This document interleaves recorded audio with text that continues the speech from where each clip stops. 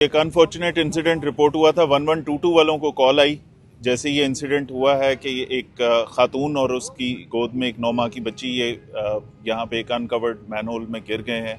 तो उसके ऊपर फौरी तौर पे 1122 वालों ने रिस्पॉन्ड किया और उसके बाद यहाँ पे लोग भी इकट्ठे हो गए। उस सारे वाक़े को देखा गया, हर एंगल से इसको चेक किया, इसके अंदर कोई मिस डूइंग ना हो।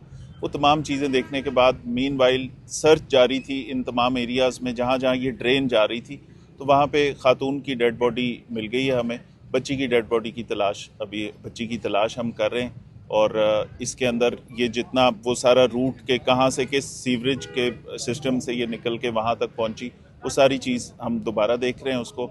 रेस्क्यू वाले, इसके अलावा जो LDA वाले और ये वासा के लोग जो ये सारा सीवरेज का सिस्टम देखते हैं, सब इस वक्त लगे हुए हैं, अपना पूरी मेहनत भी कर रहे हैं। लेकिन साथ साथ ये भी बताना ज़रूरी है कि इस पूरे प्रोजेक्ट के अंदर इस अफसोसनाक वाक़े में जिनका किरदार सामने आएगा उसके लिए एक हाई लेवल इंक्वायरी कमेटी बना दी गई है। वो इसकी इंक्वायरी भी करेंगे कि कहाँ पे गफलत हुई।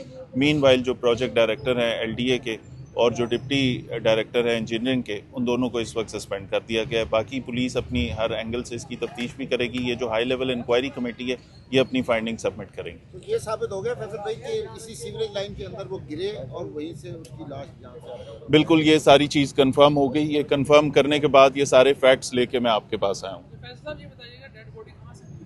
ये डेड बॉडी जहाँ से ये सीवरेज की लाइन जा रही है आगे, इसका जहाँ रूट बनना था, हम वो ये सारे एरिया को चेक किया जा रहा है। इसका फ्लो जहाँ जहाँ पे था उन तमाम जगहों पे वासा के लोग, रेस्क्यू 1122 के लोग वहाँ पे एफर्ट्स कर रहे थे। तो एक जगह से खातून की डेड बॉडी मिल गई है, बाकी भी अभी तलाश जारी है। बच्ची की भी हम वो कोशिश कर रहे हैं कि जो उसका भी हम मकतूला के जी बिल्कुल शना जी वही मकतूला के खामद अभी भी पुलिस की हिरासत में है। क्या कोई मकतूला के खामद की जानिब से भी कोई मौक़िफ़ इख्तियार किया गया है? मकतूला के खावंद हिरासत में नहीं है। उसे ये सारा इंसिडेंट कैसे हुआ, कहाँ रिक्शा खड़ा किया, किस तरह से वो गिरी, ये पूछने के लिए उसे हम बातचीत कर रहे थे। मैं खुद अभी उससे मिल के आ रहा हूँ उसे, और फैमिली को भी इस वक्त हमने बुला के, ये ज़ाहिर है अफसोसनाक वाक़या है। 10 साल बाद एक फैमिली यहाँ पे आती है, वो लाहौर में, और वो विज़िट करते हैं, उनके साथ एक ये हादसा पेश आता है। तो उनसे हमने बातचीत करनी थी कि इसके अंदर क्या हुआ, कितने बजे हुआ। कैमरों को देखा जा रहा है, इसमें सबसे ज़्यादा, सबसे इफ़ेक्टिवली फौरी तौर पे सेफ सिटी ने सारी चीज़ें निकाली। कितने बजे कहाँ से ये निकले, कहाँ गए, उसके बाद क्या हुआ, और उसमें कितना गैप था। 1122 की इमरजेंसी कॉल कब हुई, 15 पे कब इतला हुई, ये सारी चीज़ें देखने के बाद और ये सारा काम करने के बाद आपको मैं ये पूरी डिटेल बता रहा हूँ।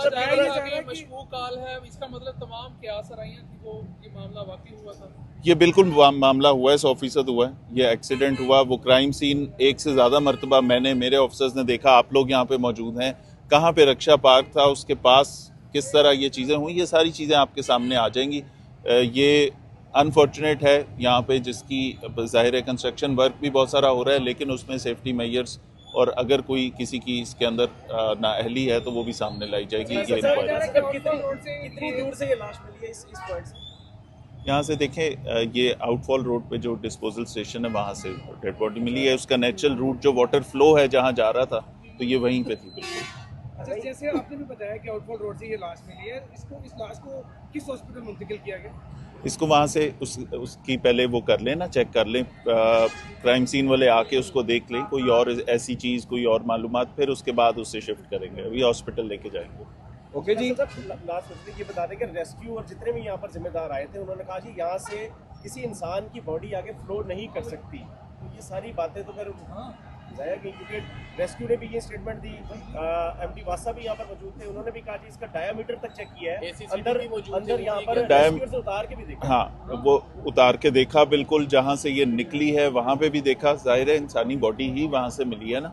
और दूसरी बात ये कि टाइम का डिफरेंस ये ज़रूर देखना चाहिए कि जिस वक्त ये प्रोसेस हो रहा था उस वक्त वाटर फ्लो तेज़ होता है, वो पीक आवर्स होते हैं। ये चीज़ भी हम उनसे, वासा वालों से कंफर्म करके मैं आपसे बात कर रहा हूँ कि जब हम देख रहे थे तो उस वक्त वाटर फ्लो और था। जैसे जैसे शाम बढ़ती जाती है पानी का फ्लो कम हो जाता है, तो उस टाइम प्रॉबेबली वाटर फ्लो इस तरह का था कि बॉडी इतनी देर में 2 से 2.5 घंटे में जिस जगह पहुंची है वो उसका फ्लो बिल्कुल साबित होता है। ठीक है। इनका क्लेम था कि ये दाता दरबार सलाम करके हाजिरी देके बाहर निकले, या फिर CCTV फुटेज से इनकी एक एक बात सच साबित होती है। उसमें टाइम स्टैम्प के साथ वो सारी चीज़ें हैं, कितने बजे ये निकले, कितने बजे रोड क्रॉस की, कैमरों से सारा शहर कवर्ड है। सेफ सिटी के एमडी खुद वहाँ पे बैठ के सारा मॉनिटर कर रहे थे। चीफ मिनिस्टर की तरफ से डायरेक्शंस थी और तमाम जितने इदारे कंसर्न हैं उन सब के जो हेड्स हैं वो इस वक्त आपको फील्ड में नज़र आएंगे। ये एडिशनल आईजी स्पेशल ब्रांच है, सेक्रेटरी CNW हैं, ये तमाम लोग इसकी ये जो हाई लेवल इंक्वायरी कमेटी बनी है ये अपनी फाइंडिंग्स भी सबमिट करेंगे।